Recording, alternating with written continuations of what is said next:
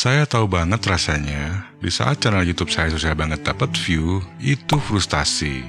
Karena saya sendiri pun bukan sekali dua kali mengalami hal itu. Sebelum punya channel ini, saya sempat bikin beberapa channel gagal, terus juga bantu channel temen, itu untuk dapat 100 view aja susah banget. Bahkan ada satu channel yang untuk dapat 500 subscriber aja butuh waktu 6 bulan. Setahun kemudian, akhirnya nyampe 1500 subscriber, tapi jam tayangnya baru 2000-an. Waktu itu pengen bisa monet aja kayaknya cuma mimpi. Sampai akhirnya saya mulai ngerti caranya gimana dapetin view dan subscriber.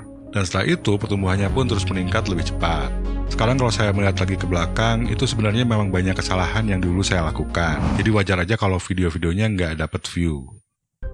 Dalam memperbaiki channel yang sepi penonton, saya akan cari dulu akar permasalahannya. Nah, cara terbaik untuk mencari biang keroknya adalah dengan melihat satu halaman yang sering dihindari oleh banyak YouTuber pemula, yaitu analitik YouTube. Saya cek analitik dari 5-10 video terakhir yang view-nya rendah. Masuk dulu ke bagian jangkauan, lalu masuk ke sumber traffic, dan set ke 24 jam pertama. Kalau rasio klik tayang di 3 tempat ini semuanya di bawah 3%, itu nggak bagus sama sekali dan harus segera diperbaiki. Sedangkan kalau sekitar 4-6% bisa dibilang agak mendingan, tapi masih belum terlalu bagus. Rasio klik tayang yang harus dicapai dalam 24 jam pertama di salah satu dari 2 tempat ini adalah 7%. Dan akan lebih bagus lagi kalau bisa mendapat 2 digit. Sedangkan kalau rekomendasi video, biasanya sekitar 4-6% itu udah cukup bagus. Nah, dalam beberapa hari kemudian, biasanya akan turun. Jadi saya akan cek lagi rasio klik tayangnya dalam 1 minggu setelah upload. Kalau masih dapat 6% ke atas, ini masih cukup oke. Tapi kalau sampai di bawah 3%, berarti permasalahannya itu ada pada ide konten, judul, dan juga thumbnail.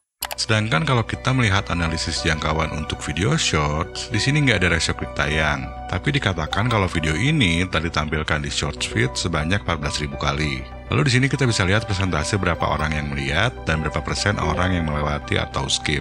Kalau view short teman-teman rendah, ada kemungkinan videonya lebih banyak dilewati daripada dilihat. Dan kalau kita masuk ke sini, sebetulnya ada data rasio klik tayang. Karena video short bisa muncul juga di fitur jelajah alias beranda, rekomendasi video, dan juga penelusuran YouTube. Di saat rasio klik tayang terlalu rendah, kita bisa coba ganti judul dan juga thumbnailnya kalau untuk video durasi panjang dengan yang lebih menarik. Cara ini bisa berhasil jika kontennya sendiri masih relevan, menarik untuk ditonton, dan tentunya kalau kita tahu cara dalam memperbaiki rasio klik tayang. Apa cara yang tepat untuk memperbaiki rasio klik tayang? Kita masuk dulu ke tab interaksi karena ini penyebab kedua channel jadi sepi. Lihat rata-rata durasi tonton dan juga persentase penayangannya. Kalau sampai di bawah 20% bisa dianggap kurang bagus. Apalagi kalau di bawah 10% berarti terlalu rendah dan jam tayang pun bakal sulit bertambah. Penyebab utamanya adalah konten yang kurang menarik atau terlalu membosankan untuk ditonton. Semakin pendek durasi videonya, persentase penayangan itu harus semakin tinggi. Buat yang bikin video pendek 3-5 menitan seperti musik, usahakan untuk dapat 50% ke atas. Berarti kalau untuk short harus mendekati 100%. Bahkan short itu bisa lebih dari 100%.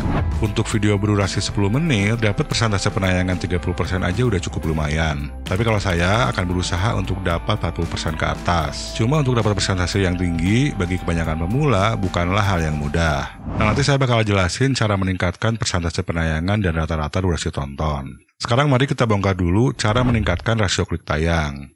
Kualitas judul dan thumbnail bertanggung jawab terhadap nilai rasio klik tayang.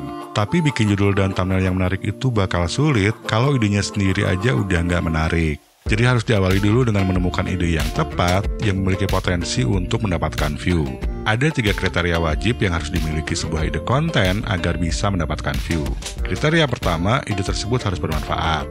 Untuk setiap jenis video, manfaat yang bakal diharapkan penontonnya itu bakal berbeda-beda, bisa menghibur, menginspirasi, mengedukasi, atau memberikan solusi. Intinya memiliki sesuatu yang bisa menguntungkan penonton. Jadi cari dulu ide konten yang bermanfaat. Punya ide yang memiliki manfaat saja sebetulnya tidak cukup untuk bisa mendapatkan view. Ide yang dipilih harus bisa menarik minat banyak penonton. Untuk itu saya akan masuk ke trends.google.com. Ketik topik atau ide kontennya, set rentang waktunya ke 5 tahun terakhir, lalu di sini set ke YouTube. Angka di sini bukan seberapa banyak jumlah pencarian yang dilakukan, tapi skala trending dari 0 sampai ke 100. Kalau 0 berarti nggak ada peminat, kalau 100 berarti lagi di puncak trending. Di bagian ini, kalau ternyata trennya diprediksi bakal turun atau memang sudah turun, mending topik tersebut nggak perlu dibikin kontennya. Atau setidaknya pilih yang skala trennya masih di sekitaran 50-an ke atas, minimal topik tersebut masih ada peminatnya. Yang kita pengen adalah topik yang trennya sedang di atas dan yang lebih bagus lagi, diprediksi bakal naik ke atas oleh Google Trends. Jadi kita bisa curi start. Teman-teman mungkin pernah mengalami udah bikin konten dengan ide yang bermanfaat dan juga sesuai dengan keinginan penonton, tapi view-nya tetap rendah. Penyebabnya adalah konten yang dibuat bukanlah sesuatu yang baru. Kalau nggak menawarkan sesuatu yang baru, penonton juga pastinya bakal lebih memilih untuk nonton video-video dari channel-channel yang sudah besar dan sudah lebih terpercaya. Nah, disinilah pentingnya kriteria ketiga, yaitu unik. Untuk dapetin ide yang benar-benar baru dan berbeda itu nggak gampang, karya-karya yang ada saat ini pun udah nggak 100% original. Jadi yang bisa kita lakukan adalah mengembangkan ide yang sudah ada menjadi terasa baru dan unik. Dan salah satu tekniknya adalah dengan melakukan mixing. Kita bisa mix dua ide lama dan memiliki benang merah menjadi satu ide baru. Kita bisa juga mix idenya dengan pop culture seperti buku, film, atau lagu terkenal, atau dikaitkan dengan kisah nyata yang menginspirasi. Dan kita juga bisa mix ide konten lama dengan format konten lain. Misalnya konten gaming dicampur dengan konten challenge. Contohnya kita memainkan level tersulit di suatu game tapi pakai hero yang paling lemah. Nggak harus selalu dengan format challenge, tapi bisa dengan format apa aja yang penting cocok. Sebagai konten kreator, kita itu harus mengasah kreativitas, bukan sekedar ikut-ikutan bikin konten yang sama persis kayak orang lain. Langkah selanjutnya adalah menuangkan ide konten ke dalam judul dan thumbnail. Dan ini sebaiknya dilakukan sebelum bikin kontennya.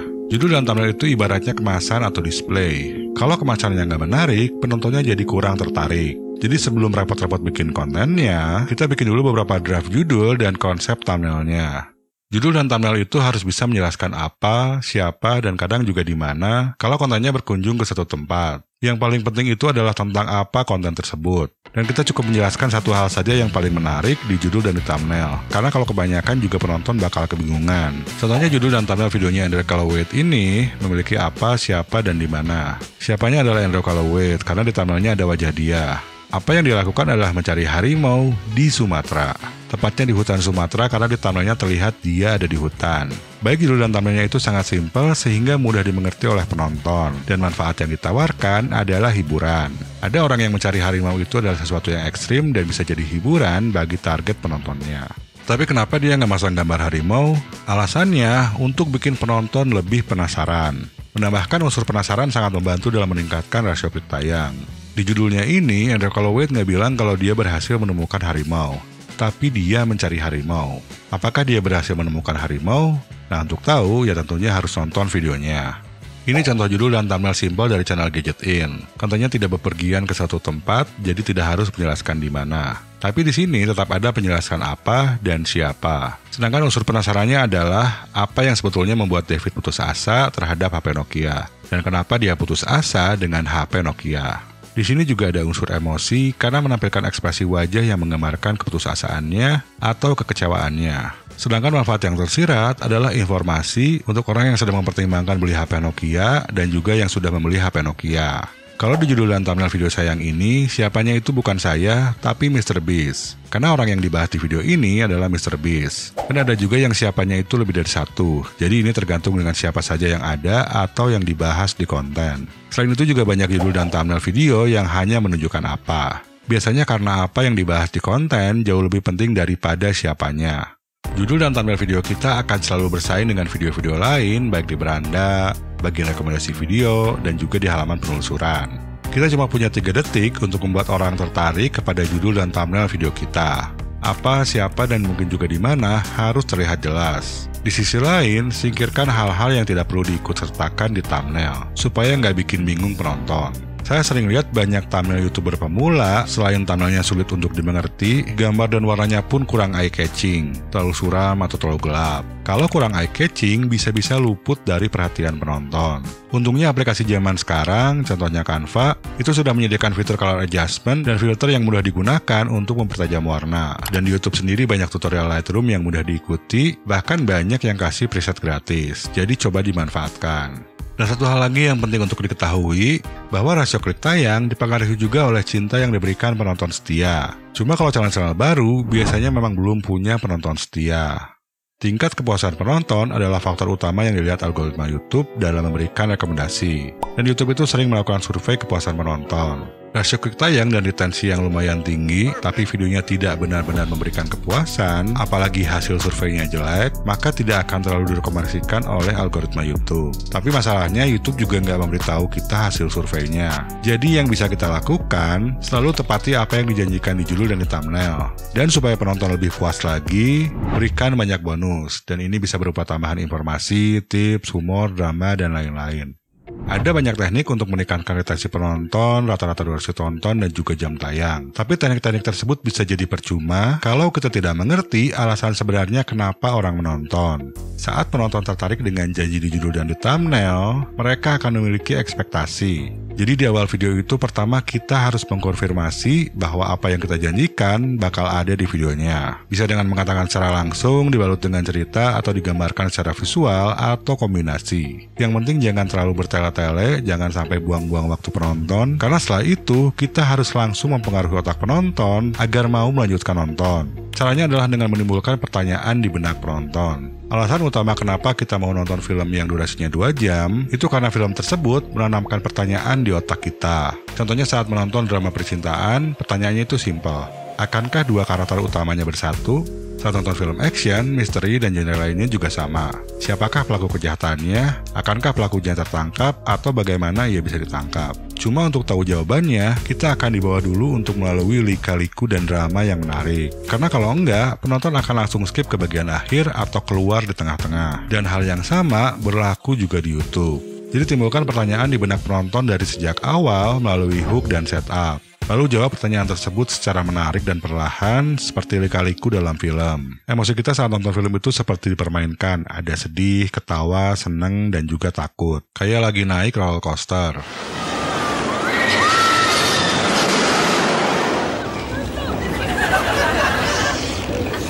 Kalau rasio klik tayang dan retensi sudah bagus, seberapa besar view yang akan didapatkan? Apakah bakal viral?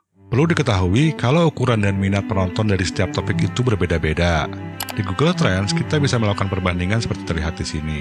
Di sini minat untuk topik alur film itu jauh lebih besar kalau dibandingkan dengan YouTuber pemula. Jadi kita nggak bisa berharap kalau semua topik itu bakal bisa viral. Cuma kalau saya bikin konten itu disesuaikan dengan kemampuan saya. Gak viral juga nggak masalah, yang penting channel itu terus berkembang. By the way, untuk lebih mengerti soal hook dan setup, serta cara menstruktur video agar retensi lebih tinggi, teman-teman bisa lanjutin nonton 2 video ini.